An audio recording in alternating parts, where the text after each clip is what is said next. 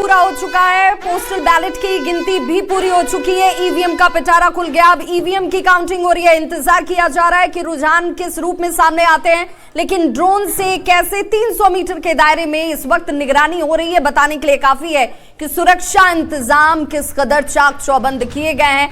इंतजार करिए, सबसे पहले रुझान और परिणाम न्यूज 18 के जरिए हम आप तक सबसे विश्वसनीय तरीके से पहुंचाएंगे।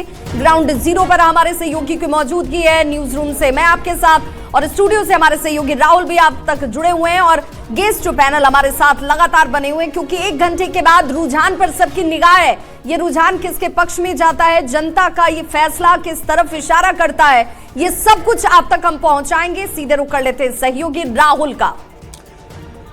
बिल्कुल, तो देखिए ड्रोन से ये निगरानी की जा रही, 1 घंटे की मतगणना पूरी हो गई है और माना जा रहा है कि हम इसी 1 घंटे का इंतजार कर रहे थे कि जब अब रुझान आने शुरू हो जाएंगे। तस्वीर दोपहर तक साफ हो जानी है, क्योंकि बताया जा रहा है कि 31 राउंड की यहां पर गिनती की जानी है। चूंकि मतगणना जारी है और मतदान कम हुआ, 35% के आसपास ये मतदान हुआ और इस काउंटिंग करने में समय भी जाहिर सी बात है कि थोड़ा कम जरूर लगेगा। तो तस्वीरें बहुत जल्द साफ होने वाली है, लेकिन थोड़ा इंतजार हम सबको करना चाहिए।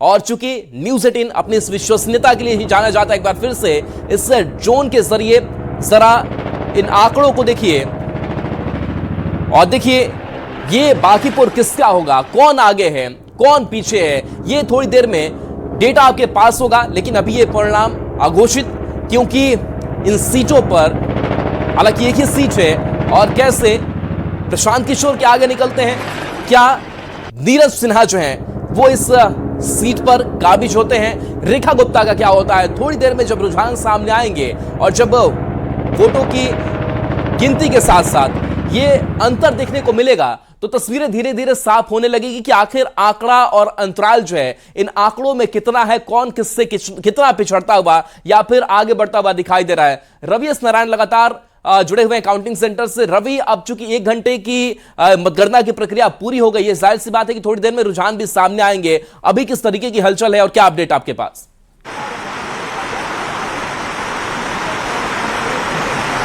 देखिए, पोस्टल बैलेट की गिनती खत्म होने के बाद जो है ईवीएम की गिनती शुरू हुई है और अभी तक पहला रुझान जो है यहाँ से घोषित नहीं किया गया है।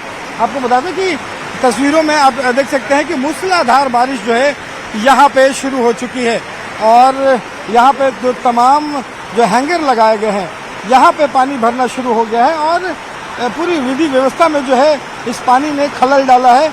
लेकिन अंदर जो है वो मतगणना का काम जो है वो जारी है और यहाँ पे मतगणना को लगभग 1 घंटा पूरे हो रहे हैं और बताया जा रहा है कि अभी से थोड़ी देर के बाद जो है वो पहला रुझान जो है वो यहाँ पे अनाउंस किया जाएगा। लेकिन जिस तरीके से यहाँ पे बारिश हुई है, पूरे परिसर में जो है वो पानी भर रहा है, तो यहाँ पे एक तरफ कार्यकर्ताओं का जोश है, अंदर में मतगणना चल रही है, उसी के बीच भारी बारिश भी शुरू हुई है और माना जा रहा है कि इस बारिश के बीच थोड़ी देर में जब पहला रुझान सामने आएगा तो किसके पक्ष में जाता है यहाँ पे बताया जाएगा। लेकिन आपको बता दें कि लगातार जो राजनीतिक दल हैं उनके तरफ से अपने पेज पे जो है कई रुझान जो है वो बताए जा रहे हैं। हालांकि सब लोग अपने अपने दावे कर रहे हैं, लेकिन किसी भी ढंग से वो ऑफिशियल नहीं है। लेकिन इसी तरह से जो है अपने अपने दावों में अपने अपने को अलग बढ़त जो है वो बताया जा रहा है।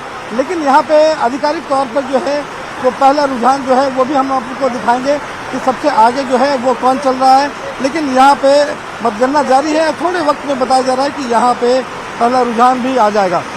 जी चलिए, बिल्कुल हमारे साथ गेस्ट भी जुड़े हुए हैं। बीजेपी से प्रीति जी हमारे साथ जुड़े हुई है, इसके साथ साथ आरजेडी से अरुण यादव है, तो जनसुराज से भी जो प्रवक्ता है हमारी वो डॉक्टर पद्मा ओझा हमारे साथ जुड़े हुए हैं। सबसे पहले प्रीति जी आप ही के पास आ रहे हैं। जो तस्वीरें हम देख पा रहे थे, आसमान से भारी बारिश हो रही है जो काउंटिंग सेंटर है वहां, लेकिन क्या बीजेपी पर भी वोटों की बारिश हुई है, यह भी अब थोड़ी देर में साफ हो जाएगा। अब तक 1 घंटे की इस काउंटिंग को लेकर के आप कितनी उम्मीद लगाकर बैठी हुई हैं और क्या कुछ चल रहा है आपके दिमाग में?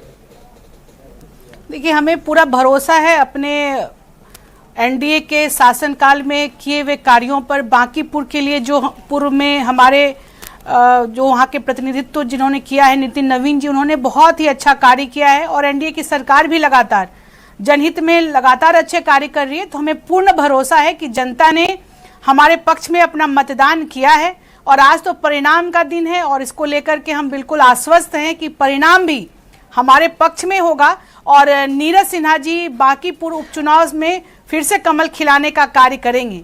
ये इसलिए लग रहा है क्योंकि हमें भरोसा है अपने नीतियों पर, अपने सरकार के नियत पर और कार्यकर्ताओं के मेहनत पर।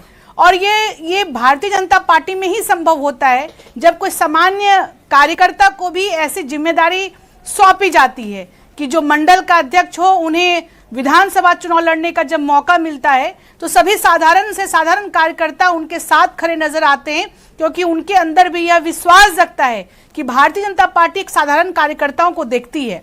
दूसरा विषय, सांगठनिक विषय से अलग अगर बात करें तो भारतीय जनता पार्टी सदैव अपनी नीतियों को बहुत ही प्रभावित तरीके से नीचे उतारती है, जहां पर समाज के अंतिम पायदान पर खड़े लोगों को उसका लाभ मिलता है। ये हमारी नीति है। 25 के चुनाव में बुरी तरीके से फेल हुए प्रशांत किशोर, लेकिन खुद अब प्रशांत किशोर का चेहरा सामने है, तो इससे प्रतिष्ठा का भी और क्या राजनीतिक भविष्य होगा प्रशांत किशोर का, उनकी पार्टी जनसुराज का है, ये भी एक बड़ा सवाल इस उपचुनाव से हम देख सकते हैं। तो कैसे इस चुनाव को आप देखती हैं और अब तक के जो काउंटिंग 1 घंटे की पूरी हुई है, इससे भी आपको कितनी उम्मीद है? सबसे पहले आप सभी दर्शकों का मैं स्वागत करती हूं, हार्दिक अभिनंदन करती हूं। आज चुनाव की प्रक्रिया खत्म हो गई और काउंटिंग शुरू हुई है, इसके लिए मैं सभी दलों को शुभकामनाएं देती हूं। रही बात आज के नतीजे की, तो नतीजा देखा जाएगा, क्योंकि इस बार जो जनता थी, जिस दिन उन लोगों ने मतदान किया, वो हम लोगों ने देखा ग्राउंड में कि उनका जो रिएक्शन था वो सब बदलाव के मूड में है। सबने कहा कि नहीं, इस बार अब बदलाव होना चाहिए, जैसा कि हमारी बहन बता रही हैं, नीतियों की बात बता रही है।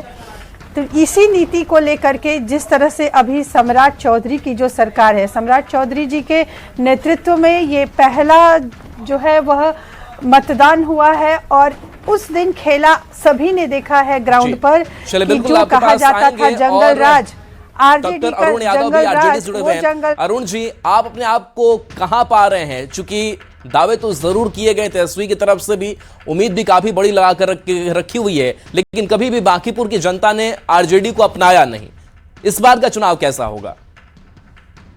देखिए राहुल जी, इस बार के उपचुनाव में प्रचार के दौरान आपने स्पष्ट देखा होगा कि बांकीपुर विधानसभा क्षेत्र की जनता का जो आक्रोश था सत्ता के खिलाफ था, क्योंकि 3 दशक से भारतीय जनता पार्टी यहां से जीतते आई और सरकार में रहने के बावजूद वहां की जनता के उम्मीदों पर खरा नहीं उतरने का काम किया। वहां का जो स्थानीय मुद्दे यथावत रहे, चाहे रोजगार की बात करें, सुरक्षा की बात करें, चाहे फिर आप विधि व्यवस्था की बात करें, चाहे यातायात व्यवस्था की बात करें, जल नल की बात करें, या फिर आप किसी पर बारिश में वहां देखेंगे जलमग्न पूरा इलाका हो जाता है। तो तमाम बिल्कुल, तो आपको ऐसा लग रहा है कि कई काम ऐसे छूट गए हैं और इसी छूटे हुए काम को लेकर के एक नाराजगी भी होगी बांकीपुर की जनता में, आपने उम्मीद लगा